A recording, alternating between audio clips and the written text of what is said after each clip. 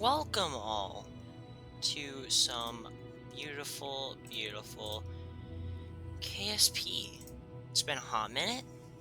That's a long story, but we're back, and that's what matters. We've got a cinematic in the works, still in the planning phases of that.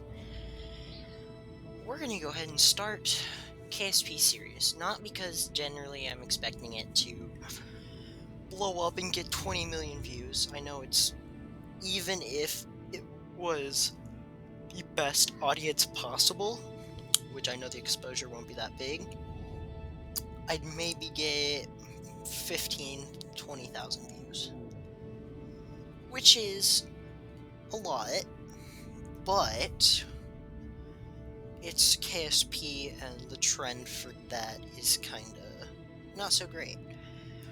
Regardless, I enjoy KSP career mode because I like to torture myself. um, yeah. Now, even if I'm just changing FMRS like you see there, it's gonna come up as custom. So, to avoid any controversy or claims that I'm cheating, I'm attempting to show you all the settings. On there, I would generally turn off quick saving and quick loading, but if the Kraken happens, I don't want to lose a vehicle because of something that's out of my control. Like, if I design the craft completely wrong, that's on me, but, you know.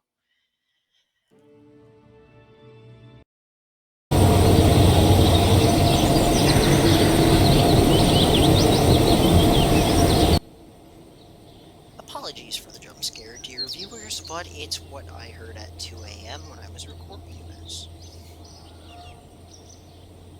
Now, as you can see, we click through all the pop-ups, blah blah blah, make sure KCT is good, and spend our upgrade points, which I basically put all into the VAB, because the VAB is just kind of the most important thing. R&D is important, but starting nodes don't take that long anyway. Regardless, we have literally one contract that we can do, and that is literally go up. Leave the launch pad, as the game calls it. To do this, we're gonna hop over to the VAB, and, well, it's basically a sounding rocket. It's gonna be probe core and a solid rocket booster. Now that's the Might 0.625 meter solid rocket booster with fins and, basically general rocket things. It's a good first rocket. I usually always forget batteries, so I'm proud of myself that I didn't. And generally, it's one of the most basic rockets you could ever build. It's got an SRB, fins, a probe core, and mystery goo. That's that's basically it. Um, but yeah, I've also been thinking that the goal for this series will be. So yeah, with that now built, let's hop over to our first launch.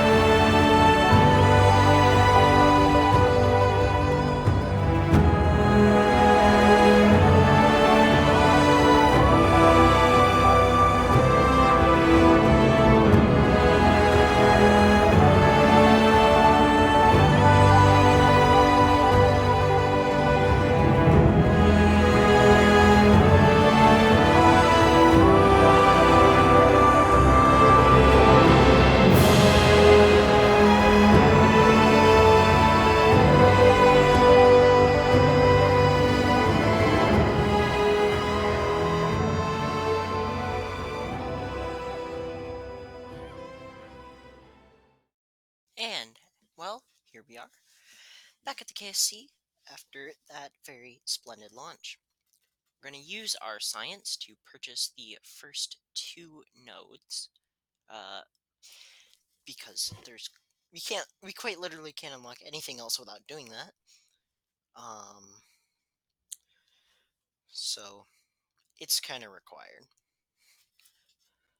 Then we are going to pick up the next available contract, which, if I recall, is to reach the upper atmosphere. Yes, it is. I decided to also take a part testing contract, even though I hate them. It was because it's a cheap part, so a profit is decently easy to gain, and it helps fund the vehicle I want to build, which, as you will see in a moment, is going to be quite complicated for a early game vehicle. We are going to time warp until our science is done. And generally, I think the way we're going to fund our space program, because we do have some pretty lofty goals, is we're going to commercialize from Kerbin outwards. So, for example, that might mean doing customer missions, low Earth orbit, and then expand outwards. But we're never going to do commercial missions to a place. I'm going to put a caveat there. We mostly will not do commercial missions to a place until we've had our own exploration of that place first. Now, regardless, this is an interesting build because I could have done a parachute, and that would have sufficed. But I wanted to get some engine reliability data, as well as just generally it looks cool. So I decided to do a propulsively landing sounding rocket. Liquid fuel, obviously, because we need to be able to relight that engine. It's about 1 meter wide. Couldn't get it exactly 1 meter, but it's about 1 meter wide, and possesses way more than enough Delta V to complete the objective. And then, since we do have that contract, and also because it helps ensure we reach the upper atmosphere, we add a flea to the bottom. And since we don't have landing legs, threw together some struts, and then that's our vehicle. So, as we can see, we're obviously putting all of our good science experiments, our mystery goo, our thermometer that we've acquired, of course, antenna, though it shouldn't, in theory, be necessary due to being able to recover the vehicle.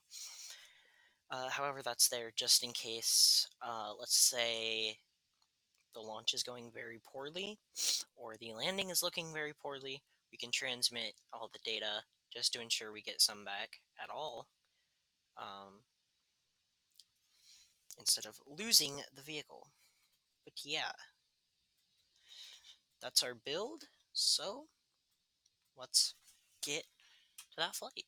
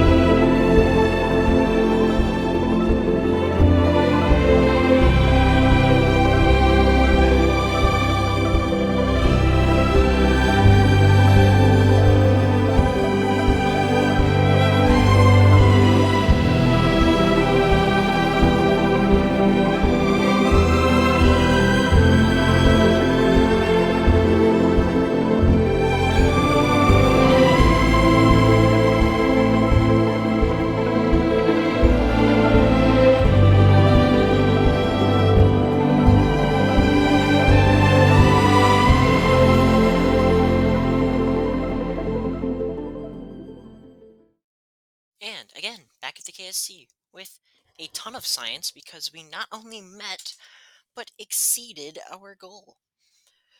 We were only contractually obligated to reach the upper atmosphere, but we pushed it all the way into space. And while the landing was sketchy, the descent was rather sketchy. I unknowingly did not have to use TVC to keep my orientation on descent. It was naturally stable. I even added fins for the second flight. And in order to balance out aerodynamics, I added detachable fins mounted to the landing legs, which is it's a minor edit, so I am not going to show that. But yeah, I added unnecessary complexity for a problem that was already basically solved. And yeah, we go into the VAB to make those edits. However, we're going to go ahead and skip to Flight 2, which is meant to fulfill the contract to, well, reach space, which we already did, so we know it's possible. So let's do it.